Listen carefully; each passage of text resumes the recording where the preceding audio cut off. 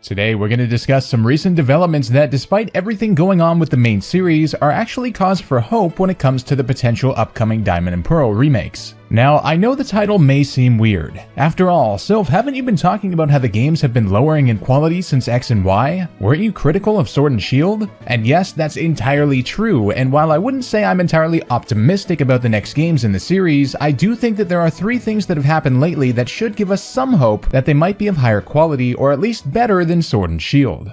The first beacon of hope has to do with GameFreak themselves, and it's something that flew relatively under the radar last year. In late January of 2020, near the end of Nintendo's financial results briefing, President Furukawa noted that the Nintendo group within Tokyo, Japan was divided across 4 separate offices, which he said was inconvenient in terms of operational efficiency. He announced that these existing locations were going to be consolidated into a single office building, quote, with part of our group companies. Later that same day, January 30th, 2020, over a year ago, Japanese office real estate company Nikkei Crosstech reported that GameFreak was actually moving its headquarters to Konda Square in Tokyo, the exact same building. Now, there has been a lot of speculation as to why GameFreak would be moving in with Nintendo. One theory is that since Sword and Shield sold incredibly well and quickly moved to the top 5 best-selling Switch games of all time, Nintendo sort of realized the importance of GameFreak as a development studio whose games it publishes and decided closer operations would be a huge benefit. But there are 2 problems with this theory. Number 1, a move of 4 corporate office buildings into one and the effective absorption of an entirely independent game development studio into that same building is a massive logistical undertaking. This would take months and months of legal work, planning, and confirmation before it's even publicly announced. Sword and Shield released on November 15, 2019, and this move was announced just 75 days later on January 30th, 2020. This isn't even considering the fact that it would take weeks of analysis after release to realize that the games are selling well in the first place, leaving 60 days at most, a completely unrealistic time frame. Coupled with this is the fact that Pokemon games have sold incredibly well before, in fact way better, but Nintendo and GameFreak never merged like this then, so why now? What would have been a more realistic time frame though?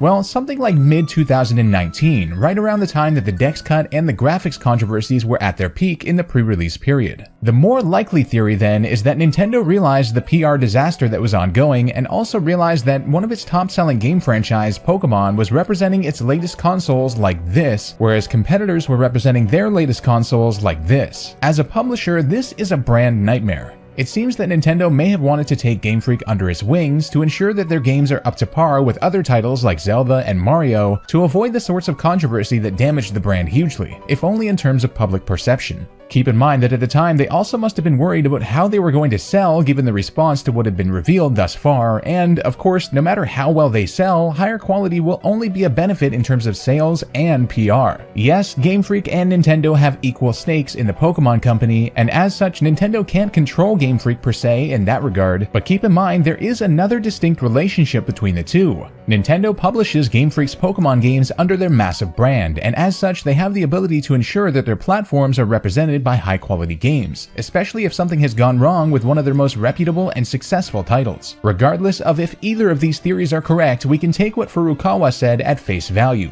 Operational efficiency is the end goal here for the merging of Nintendo headquarters, and we can assume the same will be true of GameFreak's inclusion. With GameFreak having more direct access to its powerhouse publisher, more guidance, and more potential manpower within the same building, this move can be nothing but a good thing for the games. And besides, we now have confirmed photographs of the office building, and man oh man, how could you not give your best when your office looks like this? Apparently the offices themselves are all based on Pokemon Red and Green landmarks such as Lavender Town's Pokemon Tower, the Cerulean Gym, and many more, and are designed to inspire creativity and an adventurous spirit. Surely offices like these will boost morale and efficiency at the very least. Coincidentally, the Creatures Inc. building is about a 10-minute drive away now too, which accounts for the last third of the Pokemon Company's ownership in conjunction with GameFreak and Nintendo. Proximity, guidance, access, and more potential development power. These all spell good things for the next games. Another beacon of hope is the failure of the non-main series games. I know that might sound ironic, failure bringing hope, but hear me out, it does for the main series. Back in 2019, I noted the effect of Pokemon Go on the franchise, bringing revenue to the Pokemon Company far beyond anything the main series had ever done in such a short amount of time, leading to an anomalous diversion in the main series towards Let's Go Pikachu and Let's Go Eevee, merely to lure that Pokemon Go mobile market in, and naturally the Pokemon Company shift towards more focus on mobile games, such as with its subsequent release, Pokemon Masters, and its natural attempt as a business to emulate that Pokemon Go success. The good thing is, the Pokemon Company has not been able to emulate anything near Pokemon Go's success, and in fact, most mobile titles have been a relative failure. To substantiate this, let's look at their most successful mobile game, Pokemon Masters. Masters had a solid first week, doing $26 million in revenue. However, the next 3 weeks only had $7 million in revenue.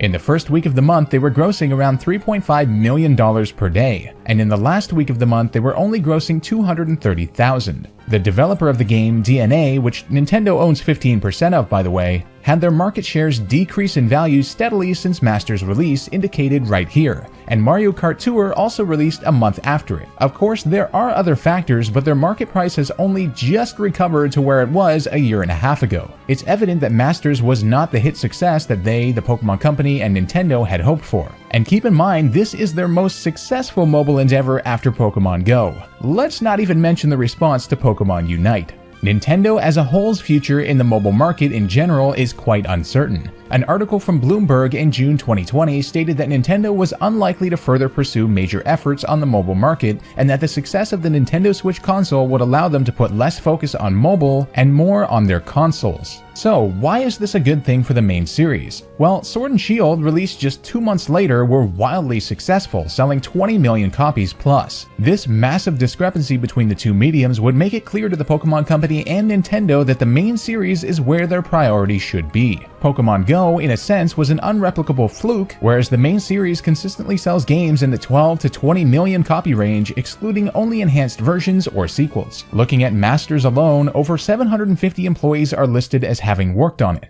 Now granted, those were majority DNA employees, but imagine instead the Pokemon Company had worked with another developer besides the ones it already does, with 750 more employees to help with the main series games. Just how vast the difference in quality and substance would be. No matter what way you spin it, the amount of time, resources, capital, and perhaps even employees put into their numerous mobile projects are better served in the main series. And perhaps this time around, they'll have clued into that. Aside from mobile games, there's also the issue of side games that I've touched on extensively, and in a similar situation, GameFreak's side games since they started Pokemon have not been much of a success, but they recently had a particularly notable failure with Little Town Hero, which got a 64% rating on Metacritic, and its sales numbers haven't even been recorded, usually indicating that they are not worth doing so. Now some might say, oh Sylph, they don't put that much effort into their side games anyway. Little Town Hero only had 58 people working on it, and not all of them were GameFreak employees. Well, let's radically underestimate it and say 10 employees from GameFreak worked on Little Town Hero, not even mentioning their other side games. That means that 10 full-time employees worked over the course of a year or more during Sword and Shield development on a game other than Sword and Shield. That's more than 23,000 human work hours, again, radically underestimated, that could have been spent improving the main series titles to raise Sword and Shield to a sufficient standard of quality. And you can say, well, they can work on whatever they want, and that's true, but no one should be surprised when Pokemon fans are then upset about low-quality Pokemon games when they actively worked on something that would touch the lives of millions less people instead. But alas, the failure of GameFreak's side games, and especially the HD Switch game Little Town Hero, will hopefully snap them back into reality for upcoming main series games, just like the Pokemon Company and Nintendo with mobile games. What also makes me a bit hopeful is the fact that during every lifespan of the main series Pokemon games on a given console, the games have gotten more or less better and better. Red and Blue to Crystal was a substantial improvement, for instance, although granted the extra color on the Game Boy Color was helpful in that regard.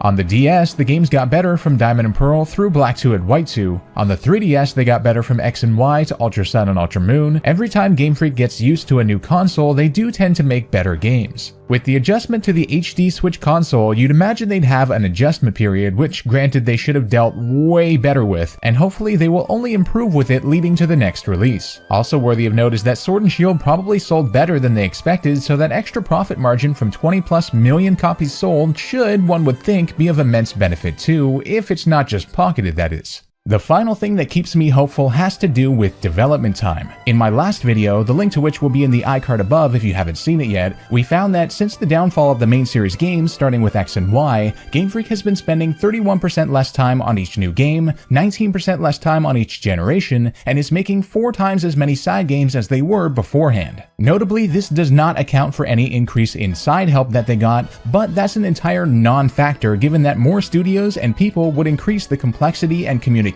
duration, in addition to the drastically increased complexity of the game building from 8-bit graphics to full HD that would make you want to use more time to begin with. Also, if Sword and Shield had so much side help, why were they still subpar games? It's almost like they needed more time, the exact argument I was making. That only bolsters the case. In this downfall era of the games, an average of 415 days was spent on each new release, compared to 542 days per release during the Golden Era. If the potential Diamond and Pearl remakes are released in November of this year as is expected, that will mean somewhere around 730 days will have passed since the last main series release, Sword and Shield, which is a great development period similar to those that preceded great games like Ruby and Sapphire, Platinum, Black 2 White 2, etc. This isn't factoring in the DLC of course, but that's much different than a brand new game release with a new region, storyline, updated graphics, etc., as was the case with 5 out of 6 of the downfall game releases. And the DLC was quite far along shortly after Sword and Shield's release anyway, using the exact same engine and not having to organize a physical release either, aside from the Sword and Shield copies that merely had the expansion pass accessible within them. Having 730 days to develop the next actual game release is a great thing that is definitely a reason to have hope that they'll be better, since it's around 300 more days of development compared to what they've given themselves on average since X and Y.